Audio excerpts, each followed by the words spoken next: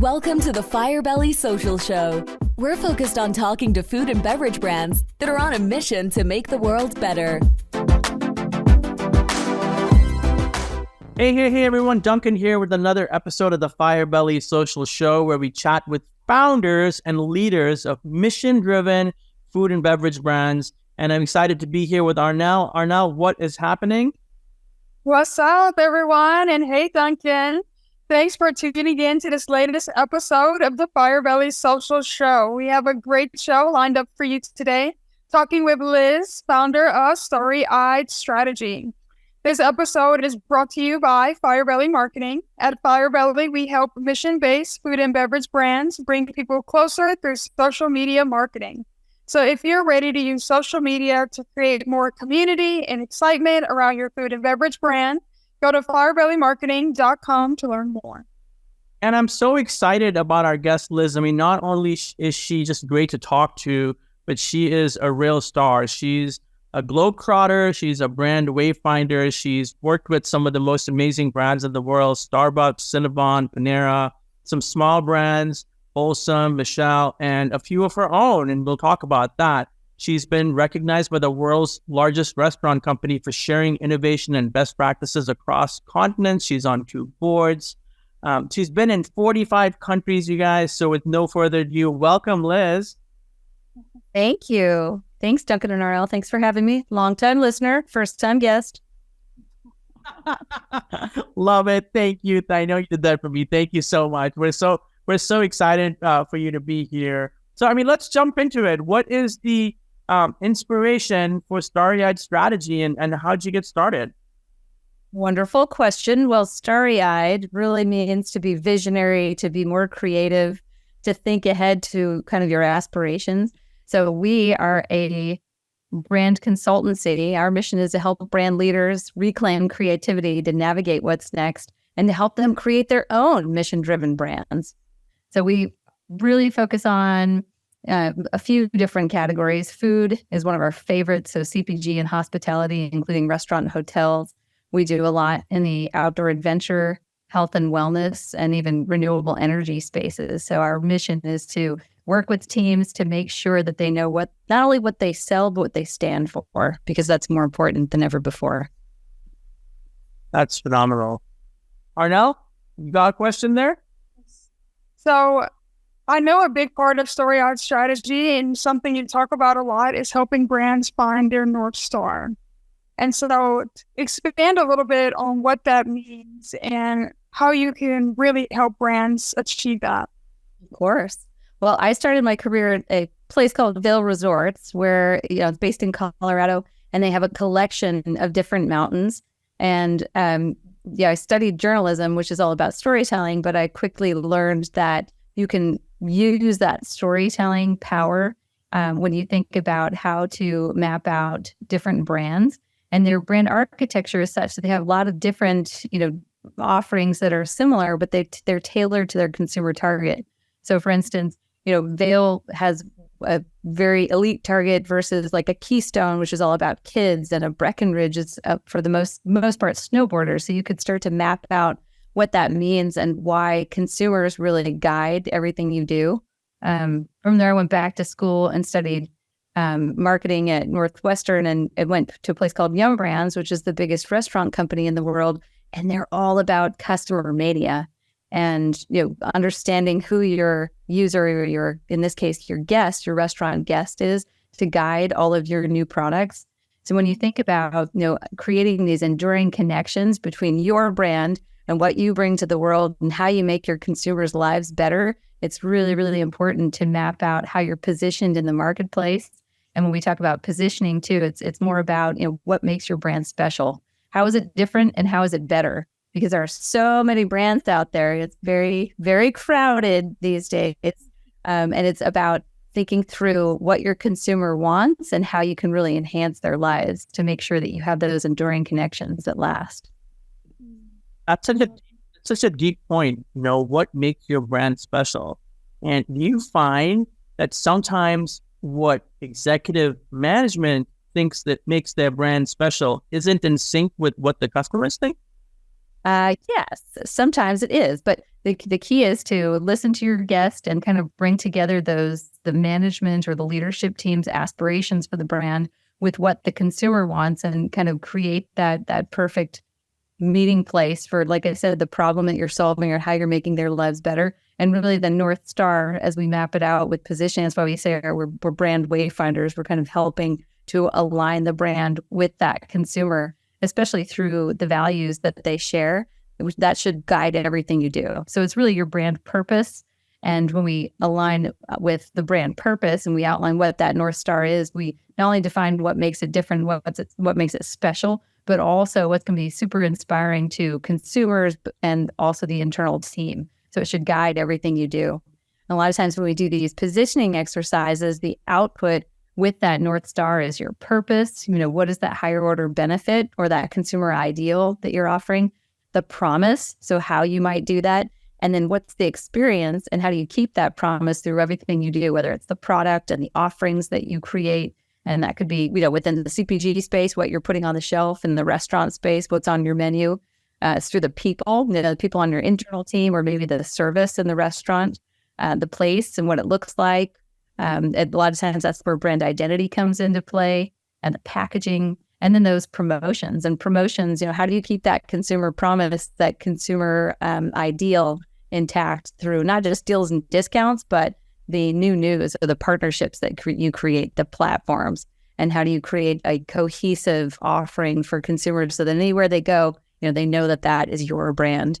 And something that we've seen really succeed not only for the long term, but also bring brands back from the brink. So maybe they, like Sbarro was one of our favorites, they were twice bankrupt. And by aligning, going back to how the brand became what it is, and it wasn't about Italian food, it was more about Italian Americans coming to this country, and the original deli, the iconic single slice at the time when we worked with them, it was their brand was the Iranian flag, and we said, well, it's not quite right because it's Italian colors, but let's think about what makes it special. And it really was about the iconic single slice and tapping into that bold New York attitude, and it just totally turned their brand around. They're doing better than ever. So a lot of times it's the classic brands coming back again, but it's also creating new brands that can create the future, in our case, of food. Very cool. What would you say is one of the biggest mistakes brands make when it comes to positioning either their brand or their product? Good question, Arnell. Sometimes I would say just worrying about what everybody else is doing and trying to, map your brand to do what they do. A lot of times we'll do some fun exercises that will catalog category antes, what you need to compete in the category, and then category drivers, what's really going to help you to stand out. And a lot of times, especially in the CPG space, you remember all of those articles that came out, especially in Fast Company, about the brands, where they're all starting to look and sound the same because there is that proven formula that was at the height of D2C. And I think we've come away from that knowing, with other examples out there, for instance, Stanley, talking about water bottles, thinking about ways that you can stand out. They're not just saying the same thing like a Yeti might or a Hydro Flask when it comes to outdoor adventure. They're actually separating themselves and aligning themselves more with food and beverage culture and setting and establishing more of those trends. So I think mapping out the ways that you are distinct is even more important. That's really fascinating. Mapping out how you are distinct. And I guess this is a perfect segue into, I know, one of your favorite subjects, which is what is the role that storytelling has in all of this? It's so fun. So fun. I think there are many ways that you can take it. When it comes to that brand standing out, we like to talk a lot about what it takes to help your brand shine. Some of it is around that higher order benefit. So what are you doing that is different, that'll enhance people's lives, and creating some consistency around that, which is why you see more of either the slogans or the taglines, more of that key messaging that you might be able to recreate. Also, the same goes for the personality. How do you define the personality of the brand so that you have a distinctive, not only tone of voice, but also a style that is portrayed. So maybe you're reading through social and you can tell that that's from that specific brand. But some of the time, when you think about the ways that they would create those connections, storytelling is key, and not only what the brand would promise, but also the products behind it to, again, explain why they keep the promise and, again, how they stand out. So I think, Stanley's a good one in that respect too. They're inspiring wild imagination, and we help them to crystallize their positioning, in this case, to kind of pull away from the same water vessels. When you think about extreme outdoor, they're actually more aligned with everyday adventures. And like I said, more around enhancing creativity for inventors, builders, thinking through how you would help other people to stay creative. And that's part of their mission, and the stories that they're telling these days is seeking out some of those more inspiring individuals and telling the ways that they're staying creative and how they're using Stanley products to do it. And that goes back 100 years, and just the wild ways that people are using these drinking, in this case, drinkware, but also, a lot of other uses for it. We're highlighting artists. They just did a collaboration with one of the top country artists, inspired by one of the songs. I don't know if you've seen that, but having some of those artists inspire the products that they would then create and launch.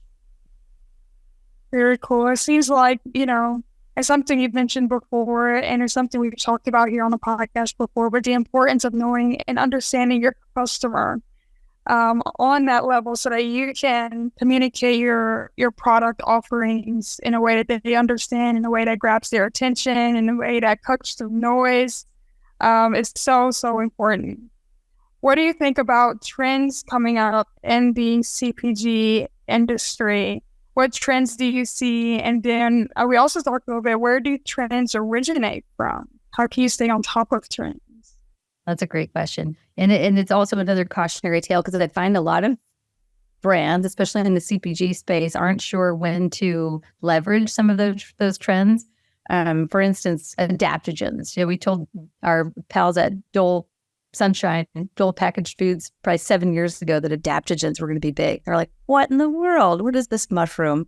And that was the, in air quotes, hip new ingredient at Expo West this past year. They're in everything, in snacks, in beverages, in supplements. So adaptogens all of a sudden are now more mainstream.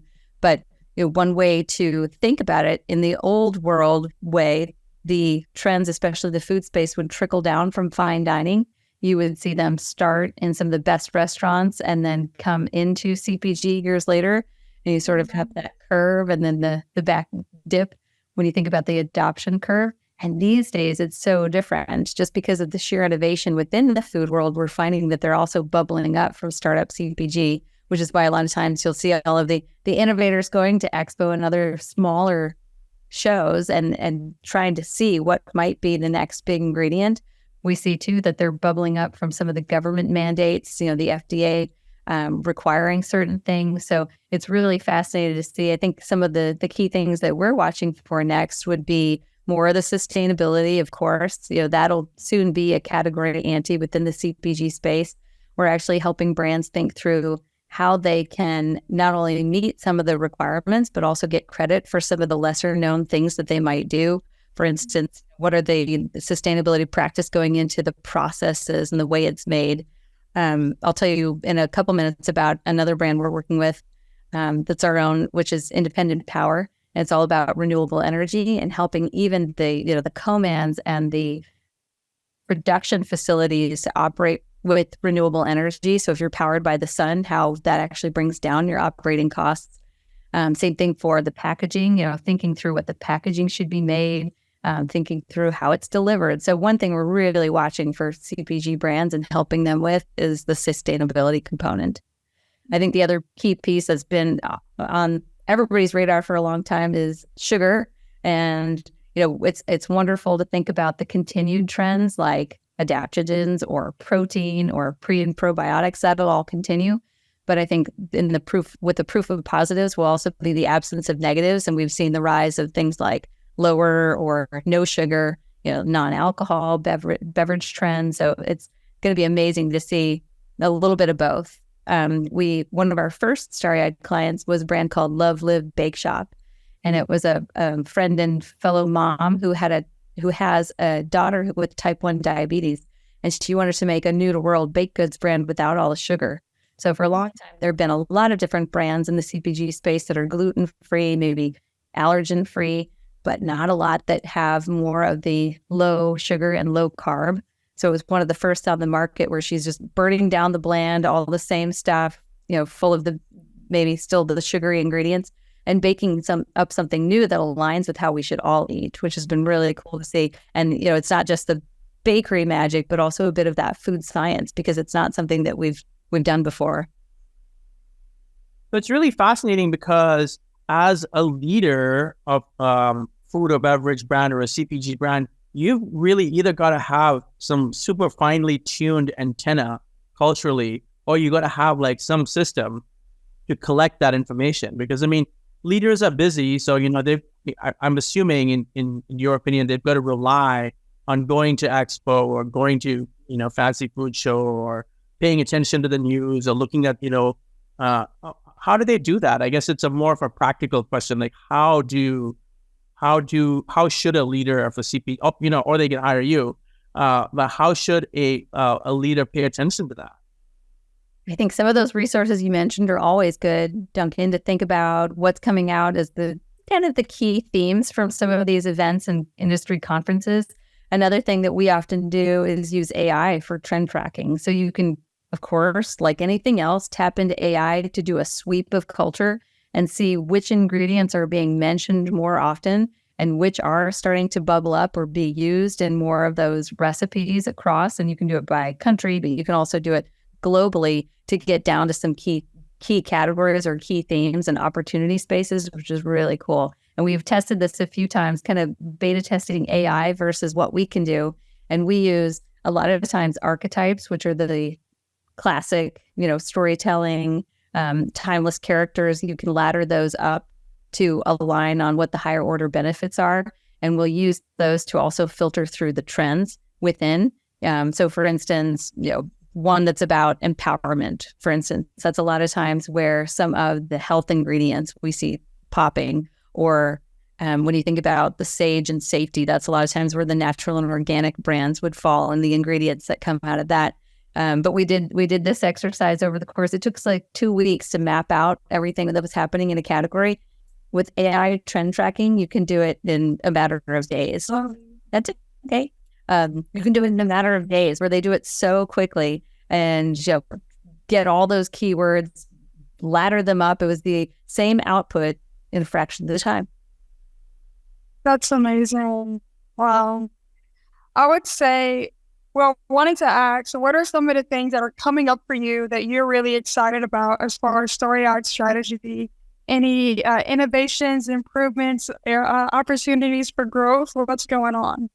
Great question. Well, we are getting much more into that idea of AI when it comes to trends, when it comes to even innovation. We're doing another beta test that takes a lot of our innovation work and maps out the jobs to be done. And we're going to similarly test out, human versus superhuman. We all the qualitative outputs and map them to the innovation spaces, those opportunities that we deemed viable. And we did, a couple rounds of ideation, one in online, one in person, and we have new products coming out of that. Now we're going to go back and say, can AI do it better than we can?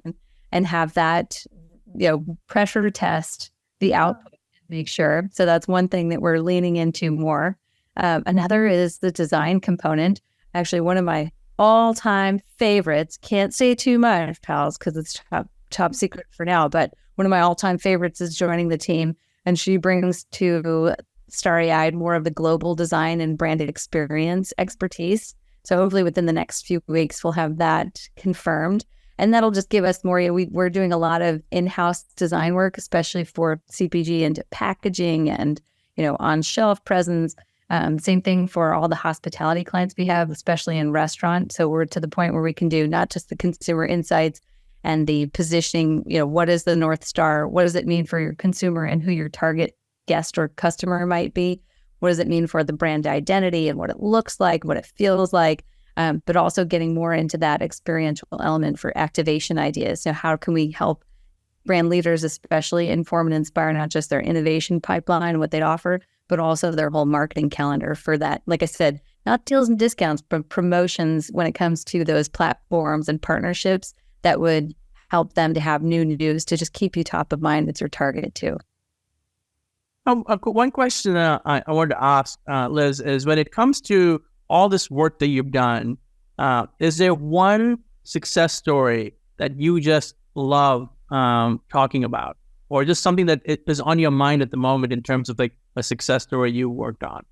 Sure. Well, I have two, Duncan. Having worked on some of the bigger brands, like we talked about, Starbucks and Cinnabon, we've seen some just amazing either comeback stories or those brands that are built to last, which we love. I've been just as inspired lately by some of those up and coming brands, one called Legacy Pie Company. This is a 4th generation family business that you will see in your next time in Colorado.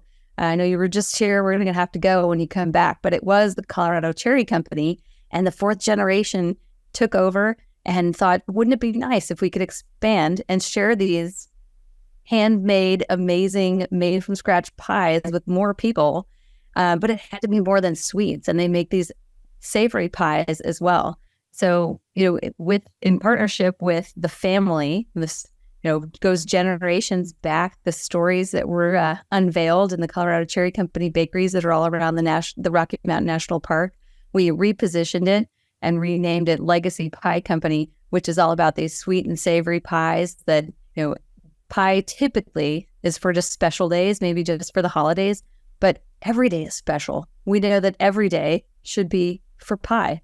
And so we now you'll see it in Denver. They have a store, and soon to be store number 2, where they're doing baker bake-offs to share their new creations. So the bakers will come up with new flavors, creating pies for every occasion. They've got, big pies that we want to subscribe to for weekly pot pies, savory pies, sweet pies, pocket pies, and they'll come up with wild new flavors. I think the flavors of the month right now are blueberry basil and French onion soup. So sweet and savory. They've done s'mores, they've done Cuban, and the bakers will come up with their new creations and ask followers to vote on their favorites so that all the guests get to participate as well. And there's the sweetest people. So Legacy Pie Company is one that you'll want to check out. You can see that, especially on their Instagram. They'll keep you updated, and you can vote on their next big flavors coming out. And then another one is called Independent Power. And this is one of our own brands. It was something that I bought with my husband. It's a solar company. And then we bought an electric company and combined them to merge into one renewable energy company that can help home and business owners switch to all solar and electrification. So speaking of how important sustainability is, it's one brand that we feel like is giving back because it's helping all of us to get away from fossil fuels and clean up indoor air. And at the same time, we're thinking through how we can help not just homeowners, but also business owners too, to harness the power of the sun. So that's a good example too, actually, of a brand collab. We're helping Legacy Pie Company switch over to electric ovens, looking into how we can do solar power. So kind of helping them think through the sustainability component, because not only is it better for all of us, but it's better for the business too, because it lowers your operating costs. Better for profits. As in, you're a busy professional, obviously. So I want to know, and a lot of our listeners are founders as well of busy CPG brands. And so we always love to ask, how do you take care of yourself being a busy entrepreneur? How do you do your self-care? Oh, that's a great question, Arnell. That's very sweet. Well, I have 5 little ones, ages just turned 11 to 3, and they keep me on my toes. They're also super creative and help me think a lot about all the different brands that we work on. So one way I think is getting them involved. And so I'll assign them different things, like they're working on our pipeline for a new bakery concept. They'll work on logos and things. So I think self-care, a lot of times people think it would take you away from either your family or kind of detract from what you're up to. I like to involve them in that. I think that's sort of a form of self-care, to share what it is that we're working on. I also love to run, and being in Boulder, try to get to trail run at least several times a week. And then I like to I meet friends at Pilates sometimes, so we can work on getting stronger to get up those mountains as well. What's your favorite hike? Favorite hike? Yeah.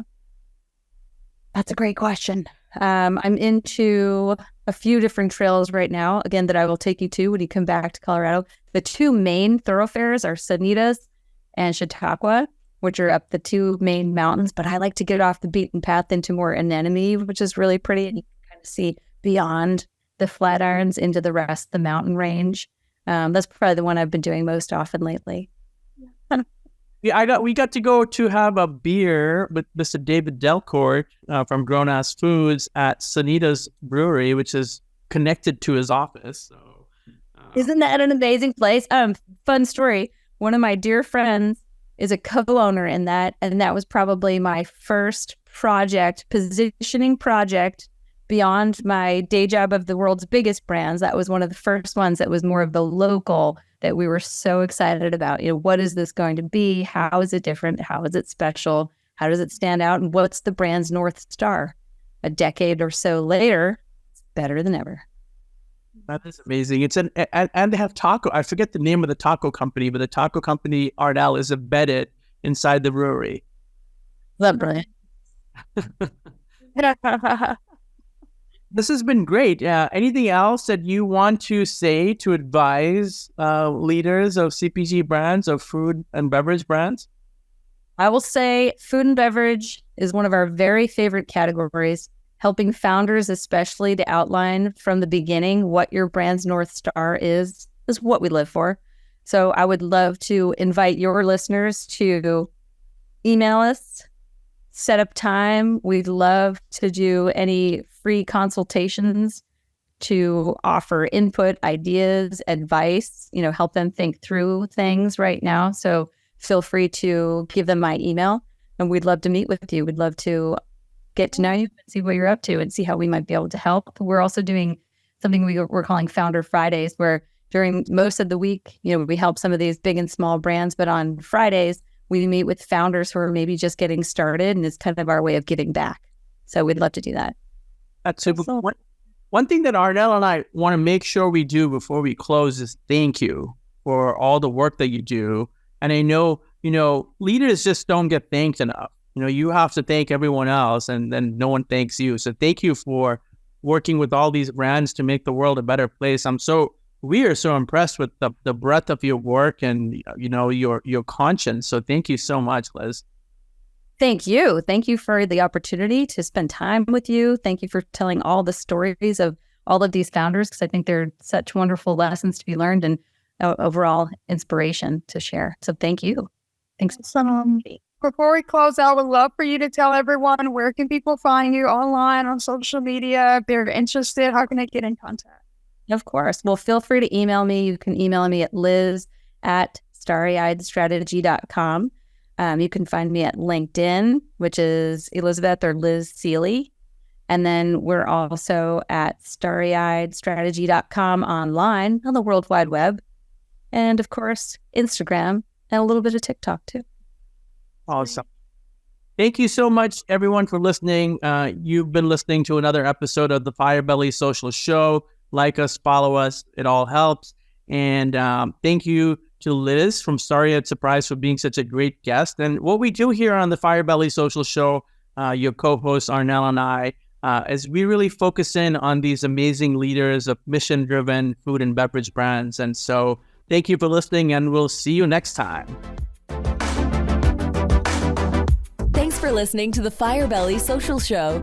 We'll see you again next time, and be sure to click subscribe to get future episodes.